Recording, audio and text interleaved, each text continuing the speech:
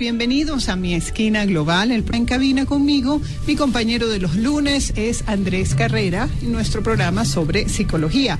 Andrés, unas buenas noches y un feliz inicio de semana. Buenas noches, Valentín, y buenas noches a todos los radioescuchas. Contento otra vez de estar en este espacio y encantado simplemente de compartir otra vez el tiempo, que es una buena inversión para todos los que nos escuchamos.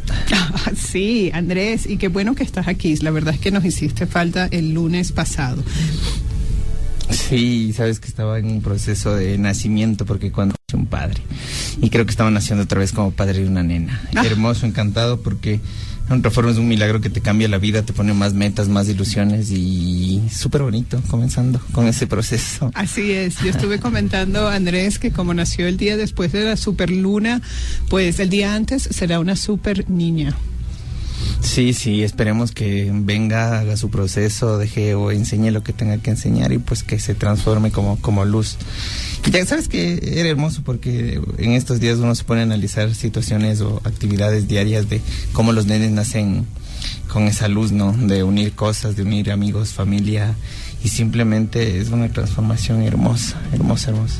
Sí, así es, sí, vienen con bastante luz, y bueno, de eso es lo que tú acabas de decir, ¿no, Andrés? Cuando nace un hijo, también nace un padre, nace una madre, y a esto se refiere un poco la primera parte de la conversación de hoy, que es sobre la iniciación. Y viendo aquí en mis notas, el término iniciación, el concepto, se refiere a una de las etapas del rito de paso en algunos grupos humanos, o es también esa etapa en donde uno ya sabe que va a pasar, digamos, de un proceso a otro. Entonces, qué importante que es darle valor a estas iniciaciones. Darles valor y sobre todo entenderlas, porque de una u otra forma, como tú dices, los cambios o las transformaciones de los seres humanos siempre vienen con sacudones. A veces son leves, fuertes, o a veces también son sacudones positivos, pero de una u otra forma, como tú dices, los procesos y los cambios en cada persona creo que sí estimulan el querer hacer diferentes cosas, o el querer tener diferente cambio de vida, ¿no? Claro. En todo proceso del ser humano. Claro. Entonces, por eso es importante también, creo yo, resaltar y acompañar, ¿no? Hablemos de los niños, por ejemplo. Cuando los niños tienen una edad de 7 años, se dice que es también el cierre de un proceso, ¿no? Al igual que cuando cumplen 14 años. Andrés, no en vano, por ejemplo, en la religión judía se celebra el Bar Mitzvah, que es precisamente a los 14 años. Nosotros celebramos los 15 años o los 16 años también. Entonces, un poco la línea es que importante es también resaltarles este significado a los hijos. ¿Sabes qué hermoso que es? Y yo conversaba en estos días con algunos amigos y con mi suegra, también mi mujer. Hablábamos de que, no sé si voy a hablar en un tema de que no estoy seguro que solo aquí en el Ecuador se dé, pero creo que aquí en el Ecuador sí se da un ritual muy grande a las niñas que cumplen 15 años. Aquí sí se ve un tema de entrega de los zapatitos a los tacones, se da misa, se da fiesta. Sí. Y de una u otra forma, como tú decías, estos procesos son súper interesantes, porque el niño o la persona o la preadolescente está aceptando su cambio, está aceptando su responsabilidad. El mismo hecho cuando el proceso de 7 años tal vez deja al niño, que muchas veces depende o pregunta, a ser el preadolescente, que quiere descubrir, que quiere hacer, pero ese cambio a veces los padres no son conscientes. Entonces, cuando no concientizan esos cambios es cuando vienen el no le entiendo qué está pasando, o el no le entiendo por qué se está comportando así. Claro. Nosotros tenemos a veces esa costumbre de decir, es que antes, o sea, siempre comparamos con el hijo de antes, ¿no? Es que antes me hacía caso, es que antes hacía lo que yo decía. Y como tú dices, o sea, a veces no respetamos y no identificamos esos procesos de cambios, obviamente en los seres humanos, que son súper interesantes. Es como cuando tú te gradúas de la parte escolar, estás aceptando de que terminaste un ciclo y obviamente tienes que ingresar a otro ciclo. Claro, así es. Y qué importante es también, además, lo que acabas de decir, ¿no? Es que antes, o es que en mis tiempos, ¿no? Siempre comparando también a mis tiempos, cuando no, eso no va a pasar más, no se puede comparar. Claro, no se puede comparar. Y sabes que eso es lo difícil, ¿no? Algún rato conversábamos también, Valentina, de cómo los papás incómodamente pueden aceptar que los hijos crecen, que los hijos son independientes, que los hijos pueden pensar diferente, que los hijos pueden creer en cosas diferentes. Entonces, todos esos procesos, cuando no tenemos claro, siempre van a haber conflictos de ego. Claro. Bueno, yo soy tu papá y haces lo que yo diga. Claro. Pero de una otra forma nos dieron libre albedrío y también es con los hijos. Claro. Además, entonces, qué importante es que los padres lo sepan, y si los padres lo saben, también transmitírselo a los hijos, Andrés. Decirles ya, a partir de esta edad hay cosas con las que yo podría conversar contigo, ¿no? De pronto no decirlo de una manera tan directa, pero siempre dentro de un diálogo, de un intercambio amable, resulta orgánicamente, no sale orgánicamente. Entonces, por ejemplo, yo con mi hija, yo sé que yo le digo a ella, hay cosas que en estos momentos no vamos a conversar, pero sí lo vamos a hacer. Esto es una conversación que está pendiente, y de pronto le digo para que empiece a manejar algunos conceptos, ¿no? Algunas cositas. Pero sí ha resultado para mí, Andrés, poder identificar esas edades, decirle, y además que ella se ríe, porque en algún momento le digo, Colín, va a haber una edad que llaman la edad del burro, Andrés, ¿sabes? Y se ríe. Entonces me dice, mamá, ¿y esa edad qué es? Esa es una edad en que no me vas a prestar atención, en que vas a hacer lo que tú quieres, que te vas a creer pero así inmortal. No, y ella se ríe, y le digo yo, entonces, y tú también pasaste, todos pasamos por esa edad, es la edad del burro, sí. Y sabes que en algún momento, ¿no? Especificábamos por qué le decían la edad del burro, es porque supuestamente el animal, el burro en sí es arriado, ¿no? O sea, claro. Camina y no hace caso. Entonces, por eso es ese calificativo de la edad del burro. Claro. Y súper interesante, porque de una u otra forma nosotros nos negamos a veces a ese cambio. Qué interesante dentro de los cambios de edades, las responsabilidades que va teniendo cada niño. Así es, por eso. Desde los 7 años tú ya puedes a tu niño darle la responsabilidad de mantener el cuarto arreglado o que él elija cómo vestirse. Parece increíble, ¿no? Pero sí son cosas que de una u otra forma permiten que él vaya estimulando sus cambios y estimulando sus decisiones, porque no toda la vida vamos tal vez a estar en esa predisposición de tiempo con los hijos, ¿no? Para darles decidiendo. Correcto. Entonces, de una u otra forma, todas estas edades van significando para el niño tomar decisiones, trabajar con su autoestima y conocer el mundo, que es sobre todo la edad del burro, porque los adolescentes cuando llegan a esa edad lo que quieren es quieren conocer el mundo, quieren hacer cosas, quieren comprobar todo lo que los papás les han dicho. Obviamente para los papás, como se sienten en un ambiente incómodo, es la edad del burro, pero es un poco grosero llámale a esa edad, porque así no le creas, son los mejores años que creo que todo el mundo pasa, porque lo descubre. Así es, Andrés. Andrés, ¿y a ti por dónde, o sea, qué te ocurrió en esa edad? Sí, yo creo, ¿no? Ya me analizo ahora. Sí. Creo que era un poco arriado. Sabes que a mí no me gustaba mucho que me digan qué hacer. Pero, claro, cuando sabía o cuando la gente buscaba la manera de darme un buen consejo, claro que obviamente escuchaba, pero creo que también pasé esa edad un poco dificultosa. Ahora debe ser, no sé si el cambio, porque como fue una edad en donde me quedé huérfano, como que tuve que asimilar muchas cosas a la fuerza. Claro, entonces, Andrés, de una u otra forma pude en unas cosas ser bastante suelto, bastante arriado, como se dice, pero me limitaba a muchos valores que me dejaron mis papás o a muchos miedos que me dejaron mis papás. Entonces creo que fue una edad de la adolescencia un poco diferente.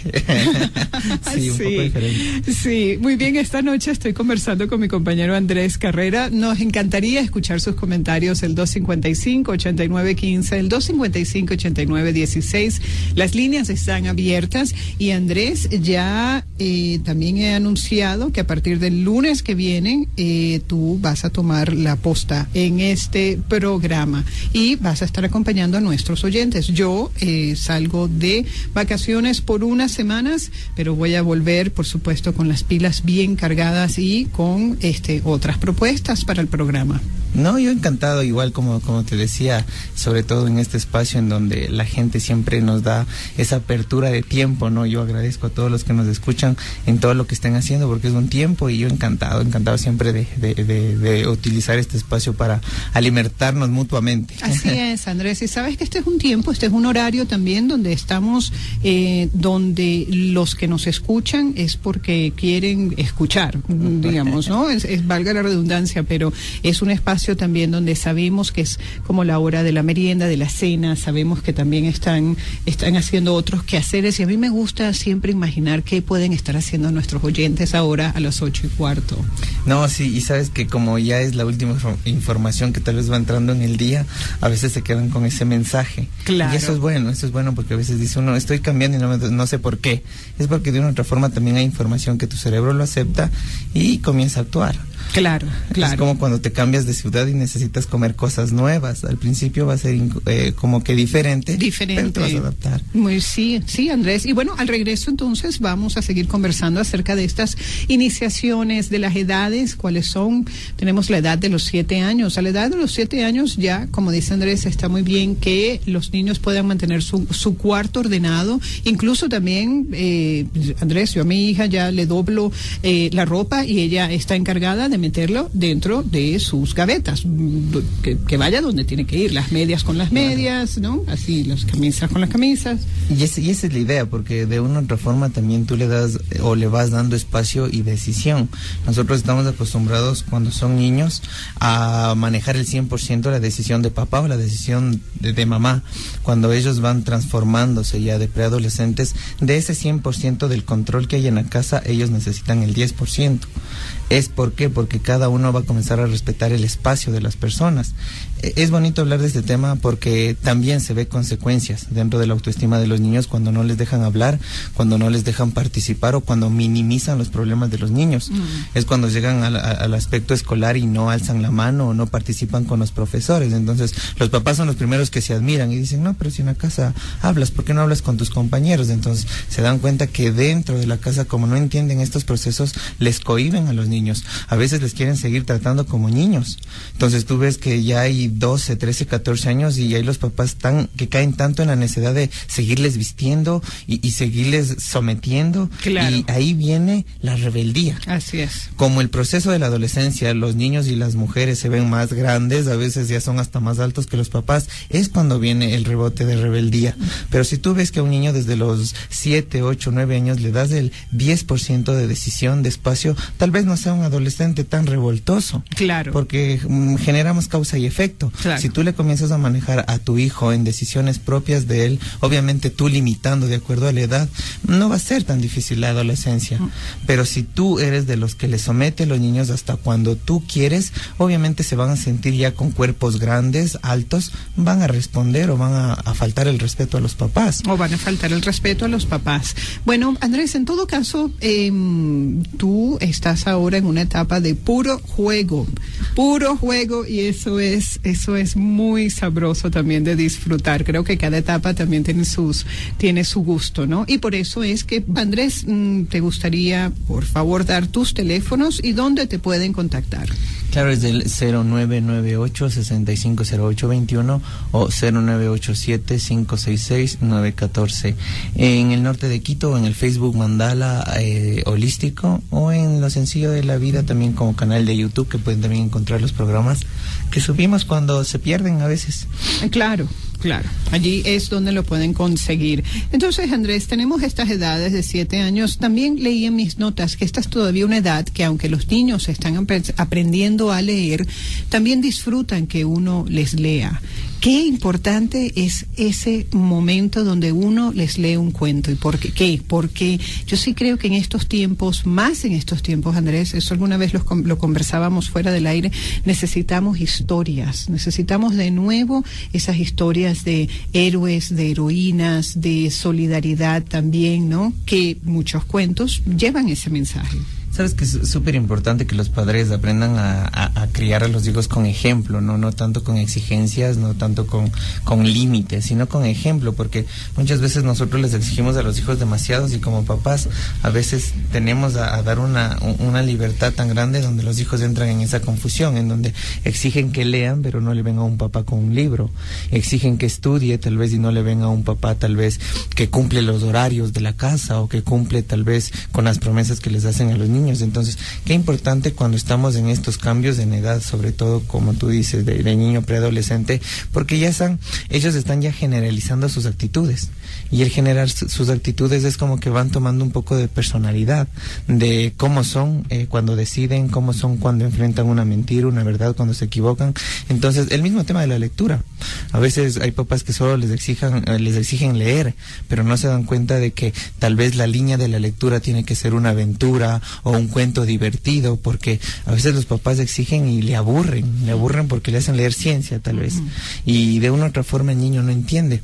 Qué importante cuando el papá también lee con el niño y le muestra el interés necesario al niño, porque puede ser un cuento que el papá se lo sepa siempre, pero el interés o la atención que necesita el niño es lo que él está aprendiendo o lo que él está generando un reflejo espejo. Si no ve que el papá está con la atención hacia la lectura, el niño tampoco le va a poner atención a la lectura. Qué importante que es que nosotros como padres aprendamos a nuestros hijos a darles la libertad de que exploten sus capacidades. Claro. Les ponemos ejercicios de matemáticas y porque tal vez son un poco lentos para resolver, ya les generamos un estereotipo de vagos, de ociosos o de inútiles, y no nos damos cuenta que tal vez en dibujo o en otro tipo de artes pueden desarrollar mejor sus capacidades. Entonces, en estos procesos es cuando tú, dentro de la lectura, dentro de la pintura, puedes identificar para qué está potencializado tu niño. No porque tú generalices ser demasiado lógico o matemático vas a esperar que tu hijo sea bueno para las matemáticas. Cuando tú en estos procesos te das la oportunidad de identificar las capacidades de tu hijo, es cuando tú le vas conociendo en qué puedes explotar también sus capacidades. Así es. Algo que pasa hoy en la actualidad, que muchos adolescentes cuando entran a la universidad está como que comprobado cómo se botan de las universidades o cómo no aguantan la presión de la universidad, es por este mismo proceso, porque muchas veces les aburrimos a los hijos con las obligaciones, les ponemos tantas obligaciones desde la escuela, desde el colegio, desde la casa, que colapsan y le cogen un disgusto a la obligación, le cogen una incomodidad a la obligación. Ahí cuando tú vas identificando qué obligaciones puedes a tu hijo generarle con sensaciones positivas. Obviamente puede el mismo tema de arreglar el cuarto o de que ponga sus dibujos en el cuarto, por más feo que parezca, ¿no? Pero tú le das ese espacio de decisión y sobre todo de enseñanza. Claro, y qué importante que es. Eso es a la edad de los 7 años. Ahora, mientras van creciendo también, Andrés, y esto tú has tenido experiencia desde tu experticia y también desde tus consultas, ¿no? Ya cuando el niño es adolescente, es definitivamente esos 14 años, es esa edad que está entre la niñez, la edad adulta, que está descubriendo quién es y cómo encaja en el mundo. Entonces, es una etapa también en que hay una separación de los padres, ¿no? Que es orgánica, es decir, tiene que pasar, y de la familia, ¿no? Entonces, ahora, una etapa de separación que no es física necesariamente, ¿no? Estamos hablando también de una etapa emocional en donde los amigos o ya no entran al escenario otros personajes. Estamos primero, claro, hablando de la individualidad que comienza a desarrollar el preadolescente, claro, en la vestimenta, en la forma de pensar y en la forma de actuar. Y dentro de este proceso también de la adolescencia, la parte social es algo que comienza a involucrarse en tu vida. Te interesa lo que dicen los amigos, te interesa lo que dicen tus compañeros, y el mismo proceso del noviazgo, y yo tengo que decirlo, y se dio la oportunidad también para que topemos este tema aquí.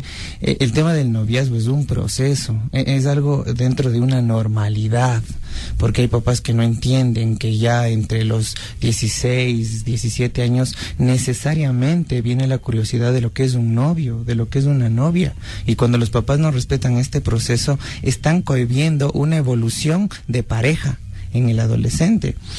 ¿Qué pasa cuando los papás cohiben estos procesos? Cuando tienen 21, 22 o 23 años, cuando ya tal vez están formando su personalidad, tienen muchas falencias emocionales en el tema de sensaciones emocionales como pareja. No saben cómo actuar.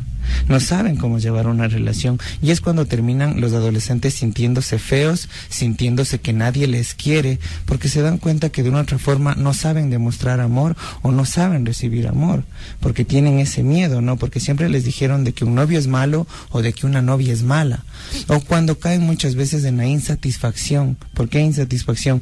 De que los papás no acepten la pareja del novio, entonces se hace una guerra emocional en donde le prohíben que esté con esa persona y no se dan cuenta que el momento que le prohíben le están alterando el capricho. Claro. Nosotros somos caprichosos, sí. Y dentro de la historia se ha notado mucho de que todas las parejas que han querido ser separadas han terminado juntas. Sí.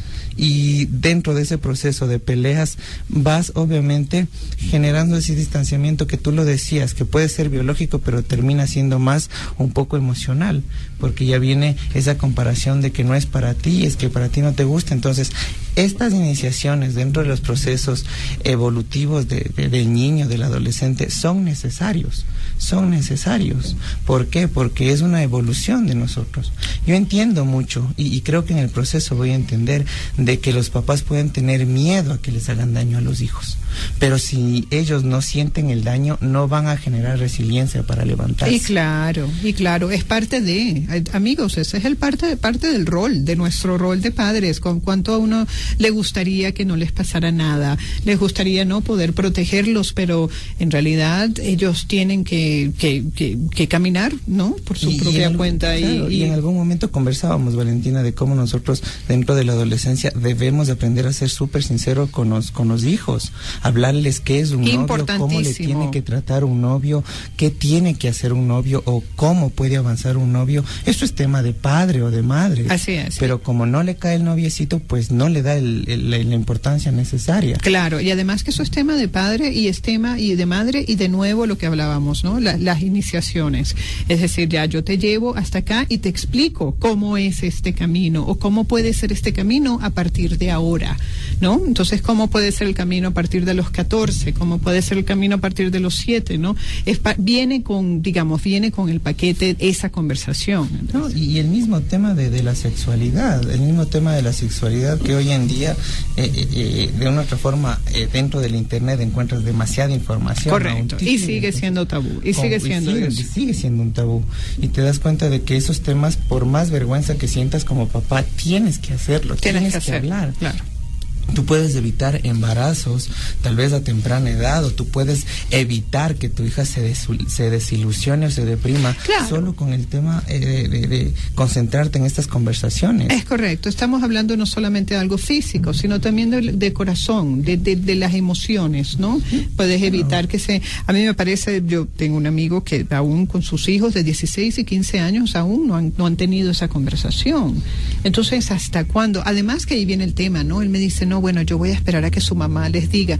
No esperes, no esperen. Eso no es que tiene un rol también así definido. Y si son padres separados, entonces se debería hablar o procurar hablar ese tema los dos, ¿no? Y es súper interesante que no tengamos la falsa creencia de que solo es tema del papá o que solo es tema de la mamá. Sí. Las dos percepciones son interesantes porque necesitas saber cómo piensa un hombre y necesitas saber cómo piensa una mujer. Correcto. Nosotros dentro de las relaciones de nuestros hijos no podemos hacerles extremadamente feministas ni extremadamente machistas, porque a veces caen en la negatividad de dar malos consejos a los adolescentes en un estado de enamoramiento. Claro. Entonces, la mejor forma es respetar los procesos y también darles el espacio de que ellos decidan, porque uno como papá a veces puede decirle, pero si te tienes solo llorando, ya termínale.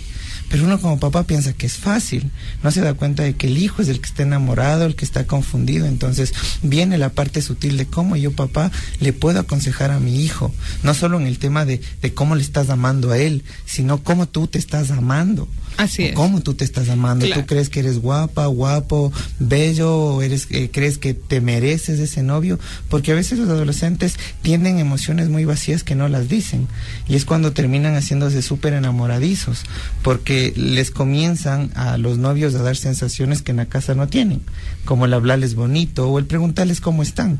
A veces los hijos llegan a las casas y nadie les pregunta cómo te fue, cómo estás, qué hiciste. Solo esas preguntas que llegue de la pareja ya le genera un apego. Y los papás son los primeros que se enojan porque no entienden que estos procesos son realmente naturales. Qué interesante, y lo decíamos hace algún tiempo, de que el papá le invite a la hija a una cena, a cenar, al cine, que le regale flores, claro. O el mismo hecho de cómo la mamá puede demostrarle al hijo cómo ser un caballerito con su novia. Y son temas dinámicas, no estamos hablando de que se va al cine tenso, que le haga un juego dinámico, porque para eso están, para los dos aprender. Claro, así es. Y luego tocábamos otro tema también, que es el subestimar las emociones, ¿no? Yo sí recuerdo que en algún momento en mi adolescencia sentía, Andrés, si no me llamaba por teléfono el chico que me gustaba, que el mundo se podía acabar. Increíble cómo, y yo lo veo ahora y digo, claro, también era una etapa en donde todas las emociones se sentían intensamente, ¿no? Porque igual estás descubriendo cosas nuevas, sensaciones nuevas, y ahora me río, por supuesto, porque el mundo no se acabó, no pasó nada, las cosas siguieron su rumbo y su camino. Pero tú conversabas, me decías, Valentina, también que hay padres que subestiman o que minimizan, como dices, ¿no? Bueno, rómpele, bueno, termina, bueno, no, ya pasará, ¿no? En ese momento está pasando y o puede doler, puede crear frustraciones, puede, ¿no? Y sabes que es importante que entiendan los papás que cuando un niño está deprimido, o un preadolescente o un adolescente está deprimido, tal vez lo que menos quiere es que le hablen o que le aconsejen.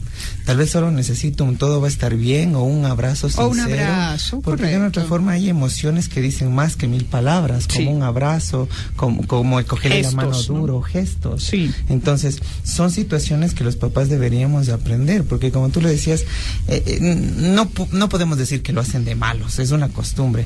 El minimizar los problemas de los hijos. No, pero es que solo es un noviecito. No, pero es que y no se dan cuenta de que cuando la vaca era ternera tenía las mismas emociones. Entonces, ahí es cuando nosotros comenzamos a identificarnos con los hijos. ¿Cómo nos podemos identificar con los hijos? ¿Cómo fue mi primer enamoramiento? ¿Cómo fue mis primeras sensaciones? Porque uno dice, es que yo quiero preguntarle a mi hijo cómo es el novio o cómo le trata el novio. Y uno, para reflejar muchas veces sinceridad, primero tengo que ser sincero conmigo mismo. Sí. Tengo que mostrar alguna debilidad para que la otra persona me muestre una debilidad. Claro, Andrés. También es un momento donde la imagen del cuerpo está cambiando, ¿no? Y eso, qué importante que es. Eso también es un tema de iniciación para los varones y para las hembras, ¿no? Claro. El que los padres los acompañen a los hijos a comprar otra ropa, que sugieran, ¿no? También, porque eso también, y en temas de dieta, también de alimentación, ¿no? Y es interesante que respeten lo que los hijos quieran hacer. Y yo lo digo, o sea, yo pienso que es súper equívoco que los papás hasta los 16, 17, 18 años quieran vestirles a los hijos. ¿Por qué? Porque un hijo puede vestirse, pero no sabe lo que dentro del hijo está sintiendo. Tal vez irse de la casa, tal vez cumplir 18 y salir corriendo. Claro. ¿Por qué? Porque un papá puede decir, no, pero es que no me gusta que te vistas de negro. Pero tiene que aprender a respetar esos espacios. Claro, sí. Tal vez el hijo le salió súper gótico, claro, y el papá se espanta y dice, no, es que tú estás vistiéndote de negro. Entonces se da cuenta que los miedos del papá lo está reflejando en el hijo. Claro. O los miedos de la mamá le están reflejando en el hijo. Hay un libro muy hermoso, no me acuerdo en este momento, pero que es la carta de un hijo hacia un padre, en donde le reclamaba mucho y le decía de que cuántos miedos de la mamá hicieron que yo no disfrute la vida que quería, cuántos miedos del papá bloquearon todos los sueños que como niño tenía, porque a veces los miedos de los papás los reflejan en los hijos. Sí. Cuando un papá por ahí viajó y le fue mal, cuando un papá quiso seguir una carrera y le fue mal, o cuando un papá entró a una empresa y le fue mal, el hijo quiere intentarlo y dice, no va a funcionar. No, o sea, no podemos hacer eso. Él tiene el derecho a vivir, tiene el derecho a equivocarse y tiene el derecho también a decidir. Entonces, cuando los papás no entendemos esto, vienen los conflictos. Y si no vienen los conflictos, vienen las mentiras. Claro. Porque los adolescentes evolucionan mucho la mentira y la manipulación dentro de la adolescencia. Es normal. Es normal. Es normal. Sí. Es normal porque de una u otra forma dentro de las acciones animales, la manipulación es algo que llama la atención dentro de los animales. Entonces somos animales inteligentes. Cuando nosotros escandalizamos estas cosas es cuando dicen, es que yo a mi hijo me le desconozco. No, a su hijo tiene que conocerle todos los días. Usted no puede generalizar su hijo cuando tenía 7, 12 o 15 porque su hijo está cambiando, su hijo está evolucionando y ni siquiera su hijo, usted como papá está cambiando. También, exacto, y además que nadie les puede dar viviendo, pues, Andrés. Claro, nadie les puede dar viviendo. No. Nadie tiene la vida comprada. Hay papás nadie. que no le sueltan a los hijos y no se dan cuenta de que cuando uno se va o cuando uno como papá se va, el hijo es el que se queda perdido.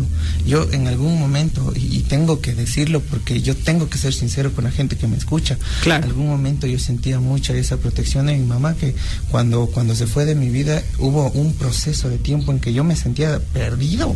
Yo no sabía qué hacer, yo no sabía cómo cocinar, yo no sabía cómo sobrevivir.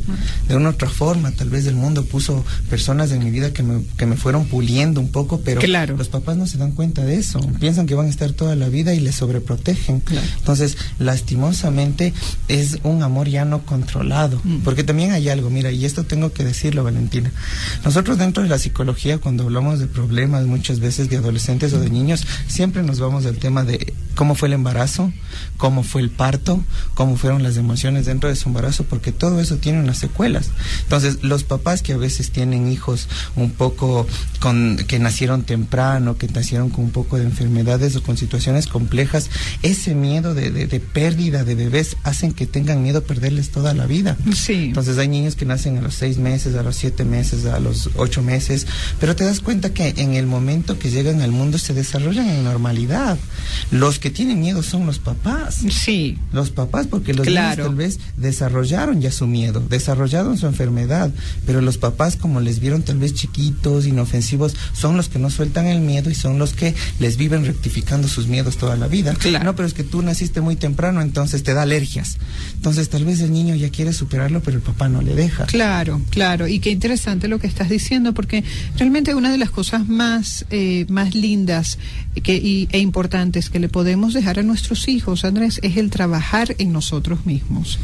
Eso es también un legado que no tiene precio. Y cuando me refiero a trabajar en nosotros mismos, me refiero a quitarnos nuestros miedos, saber de dónde vienen, sanar las heridas, perdonar, hacer trabajo con la familia. Es decir, todo eso los va a ayudar o va a ayudar a que ellos crezcan más libres, más amorosos. Mira, los procesos que se dan dentro de la familia. A veces tú ves que se pelean entre hermanos o se pelean entre padres de hijos, y los que pagan a veces son los niños, porque no saben por qué ya no tienen que visitarle al tío, o porque no saben por qué ya no tienen que saludarle al primo, y se dan cuenta que los problemas de los adultos les mezclan en los niños, y a veces los niños no saben ni por qué no tienen que saludarle al tío, pero son irresponsabilidades de los adultos. Cuando ellos crecen, los hijos aprendieron a pelear. Los hijos aprendieron a discutir o simplemente alejarse de las cosas que les generan problemas. Entonces los papás terminan desconociendo ese problema. Dicen, no, es que yo no sé en qué momento se hizo así. Tal vez cuando ustedes pelearon dentro de la familia y hicieron que los niños se lleven esas peleas. Claro. A veces no solo hablando dentro de la familia, tú puedes hablar en un conjunto de casas en donde tal vez hubo un problema entre dos adultos y los que se enojan o los que se distancian son los niños. Y uno dice con todo el respeto del mundo, qué ignorancia, no ofendiendo, porque yo puedo ser ignorante en muchos temas, me considero también ignorante en muchas cosas que no sé, es ignorar alguna cosa. Entonces, esa sensación de ira que los papás ponen a los hijos, es en algún momento, esa misma ira va a ser en efecto de los papás, porque ellos les enseñaron a ser peleones, a ellos les enseñaron a ser resentidos. Claro. Entonces, cuando son adolescentes, son resentidos con los papás, y los papás dicen en qué momento aprenderían, porque uno cuando es papá no tiene que controlar a los hijos. Claro. Uno cuando es papá tiene que controlar los actos de uno. Así es. Y además, ¿en qué momento aprenderían? Esa es la gran pregunta, ¿no? yo me imagino que tú debes recibir esa pregunta muchas veces en tu consultorio, claro, Andrés. Y además que imagino que te lo deben preguntar, pero con ahínco, ¿no? Claro, porque vienen con esa duda y vienen seguros de, es que no sé a quién saldría, porque uno se lava las manos y dice, pero tal vez la familia de mi mujer son un poco más agresivos, entonces uno le pone como que un argumento a lo que está pasando y dice, no, si el niño llegó a tu vida con toda la información en cero, todo lo que es del niño son actos tuyos, todo lo que es del niño son situaciones tuyas. Entonces, qué importante como papás también aprender a controlar nuestras actitudes y que nuestros problemas sean nuestros problemas. Si tú le ves a tu hijo que saluda con alguien que tú discutiste, déjale que tu hijo déjale que tu hijo no sea resentido, no sea orgulloso, no sea egocentrista. ¿Por qué? Porque estás dando un ser humano más humanista al mundo. Porque al final, si tú le enseñas a pelear, si tú le enseñas a ser resentido, él en algún momento va a ser un adulto que te va a generar muchos problemas. Claro. Porque tú eres el papá y vas a estar toda la vida. Así es. Uno como vecino pues es momentáneo. Claro. Y va a generar problemas también en su lugar de trabajo, es decir, eso es un efecto dominó. Sí. Ahora, Andrés, nos vamos entonces a nuestro primer corte comercial y al regreso vamos a cerrar el tema, vamos a ofrecer algunas sugerencias también de lo que se puede hacer entonces dentro del diálogo de estas iniciaciones en las diferentes etapas de nuestros hijos. Hablamos de los 7 años, de los 14 años y por último están entonces los 21 años. Ya a los 21 años la cosa como que se empieza a acomodar, Andrés. Ya se sale de la edad del burro y los 21 ya es una edad en que uno ya empieza, claro, ya empieza a tomar otras formas, ¿no? Ya van definiendo personalidad. La idea también es en algún momento entender estos procesos como normales, ¿no? Cuando un papá es consciente de los cambios dentro de un hijo, no sufre tanto que un papá que no es consciente, porque un papá que concientiza que su hijo evoluciona o que su hijo crece, va entendiendo que lo primero que tiene que pelear un papá es con el respeto a la decisión del hijo. Porque un papá a veces genera a través de esos miedos de no sigas de esto porque te vas a morir de hambre, o no hagas esto de tu vida porque no haces nada. Claro. Entonces te das cuenta que hay hijos que viven dibujando y son artistas, entonces el papá dice, no, pero es que eso no te va a servir en la vida. Tal vez al papá no le sirvió, pero no le puede decretar algo negativo al hijo. Claro. Pero pasa. Claro, pero pasa. Y también pasa qué sé yo, cuando se está tomando o se está empezando a elegir la carrera universitaria, ¿no? Y es súper importante porque no respetan. A veces no respetan. Realmente no se generaliza mucho de que un hijo de una u otra forma siga la misma carrera que le gusta al papá, porque sabes que es penoso a veces encontrarse, y me ha tocado encontrarme con gente profesional que dice, a mí nunca me gustó lo que estudié. Uy, sí, yo he conocido un par de personas así. Claro, sí, dice, yo estudié, saqué el título, sí, pero no me gusta lo que seguí. Entonces, te das cuenta que dentro de su parte de adulto es una frustración que detonó cuando era adulto, porque cuando era niño hacía caso. Claro, eso sí. Entonces, eso ya es a los 21 y ya, claro, y también es lo que comentabas, ¿no? No solamente ellos están cambiando, el tiempo también pasa por uno, Andrés. Claro, o sea, no es lo mismo ser un papá de 20, de 30, de 40, porque dentro del mismo proceso de vejez te va creciendo el ego. Te va creciendo el ego porque ese monstrico que todos llevamos por dentro. Y te llevas de tu experiencia, llevas de tu experiencia. Mira que a veces se ve un papá abogado, un hijo abogado, en donde solo la misma línea y existe discusión de cómo el hijo puede manejar los casos o cómo el papá puede manejar los casos. Sí. Entonces el hijo dice, bueno, soy abogado, pero no me dejas funcionar como yo quiero. Claro.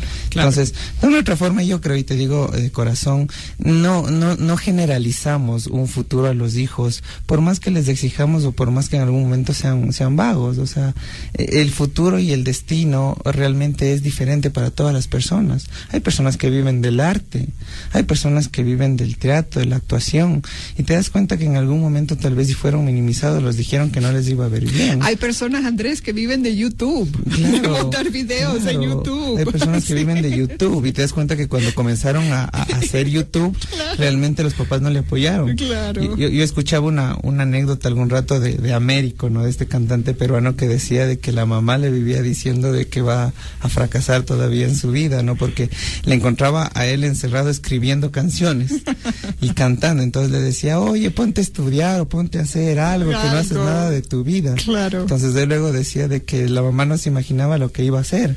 O el mismo Juan Gabriel. Claro. El mismo Juan Gabriel, cuando cuenta de que en algún momento él regresó a buscarle a la mamá para decirle que grabó su primer sencillo, que ya era famoso, y lo que la mamá hizo es por ahí le mandó a que le golpeen porque pensaba que la música era solo de chicas o de gente un poco, claro, en México como la gente es un poco más machista, así es. Le pegaron y la mamá pues lo mandó a pegar para que se dedique al campo, a la agricultura, con esa percepción de hombre que tenía la mamá. Claro. ¿Qué es lo lindo de esto? Que Juan Gabriel hasta el último le disculpó y le perdonó, porque él decía mucho, ¿no? Comprender, aceptar y perdonar, o sea, sobre todo a un papá, porque él entendía más las actuaciones de la mamá por las necesidades que tenía.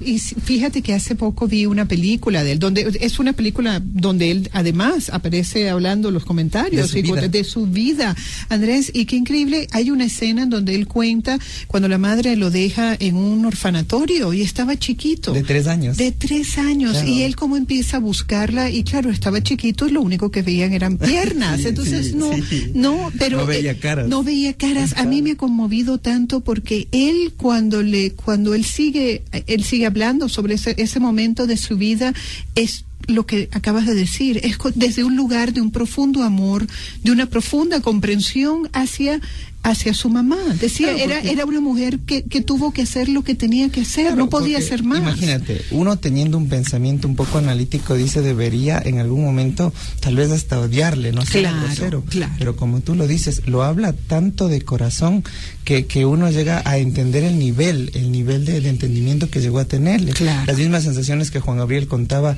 de que él se acuerda que la cantaba o la arrullaba, a veces era la ñaña mayor. Claro. Recuerdos de la mamá no tiene. Entonces te das cuenta que nadie en algún momento creía en él, y de una u otra forma, a veces, solo a veces, la misma familia es la que nos bloquea. Claro. La misma familia es la que nos bloquea, porque sabe nuestras debilidades. Claro. Entonces cuando tú ves que una familia genera frecuencia FM al hijo, dale, puedes, involúcrate, hazlo, el hijo reacciona y genera una confianza. Pero cuando la familia es, no sirves, ¿para qué vas a hacer? Nos vas a hacer desperdiciar la plata de gana, te das cuenta que le cohibimos. Entonces no podemos generalizarles un futuro negativo a nuestros hijos cuando les decimos, es que vas a ser por ahí un vagabundo o un holgazán, que se escucha mucho, ¿no? Entonces dices, no, tú no puedes decir eso, son palabras fuertes, pero realmente no puedes decretarle eso a un hijo. Claro, no le puedes decretar. No le puedes decretar a un hijo eso. No, además que no puedes decretarle porque también un poco ese no es su destino. Ese no es su destino, pero a veces en rato de ira no racionalizamos lo que decimos y solo nos dejamos manejar del impulso. Entonces, qué importante que es dentro de estos procesos también controlar el vocabulario que manejamos con nuestros hijos, la distancia de respeto que tenemos que tener en su cuarto, en su vestimenta, y sobre todo las obligaciones que tienen los hijos, porque todo hijo tiene obligaciones, todo hijo. Tú le ves tal vez la mamá que se queja que nadie le ayuda, es porque no permite que nadie le ayude. Claro, eso es otra cosa, Andrés, que importante también es para nosotros los hijos, bueno, es que es una relación que no está escrita, nadie te dice cómo hacer hijo, claro, cómo ser hijo, nadie te dice cómo ser padre, Andrés, pero qué bonito también nosotros los hijos entender o llegar ya a un nivel de entendimiento de que los padres hicieron lo mejor que pudieron. O sea, yo ¿no? Lo digo y lo digo con título. Lo digo también, Andrés, porque este programa también durante toda la hora hemos dicho cómo son los padres no, que te dan caricias negativas o que dan comentarios negativos, pero también qué importante es por parte de los hijos ya en una etapa no de 21, tal vez de 28 años, de mirar atrás y decir, incluso es una edad que muchos ya tenemos familia, y decir, Ahora, no, la posta pasa para uno. Ya uno no es hijo, sino también es padre. Claro, y no culparles. Y no culparles, porque uno se topa o se encuentra con mucha gente que vive culpándoles de los papás. O victimizando. Claro, ¿no? A mí me pasó esto porque mi papá tal cosa y nunca salen de ese loop, digamos. Entonces, no te das cuenta Yo soy así, de que uno no puede llegar a criticarle a un papá porque nunca supo el silencio de un papá.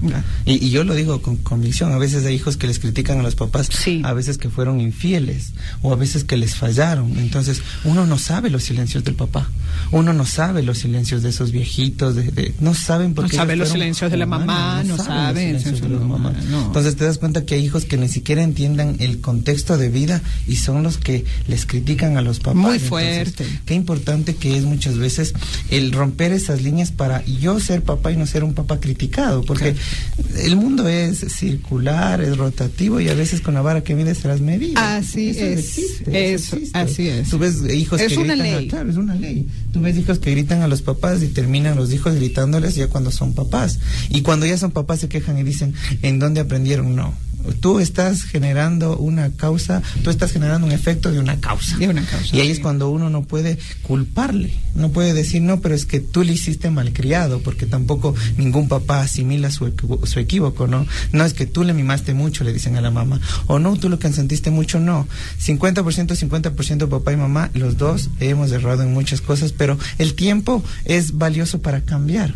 Necesitamos a veces como papás disculparnos o pedir perdón, o como hijos aprender a pedir perdón a nuestros papás, porque es la familia. Es la familia. Es tu esencia, es tu genética. Claro. Es tu genética. Y qué importante porque es tu primera tribu. Es tu tribu, es tu manada, claro. Qué feo que es a veces pelearse dentro de la familia y que la solución sea de que se distancien o que dejen de hablarse.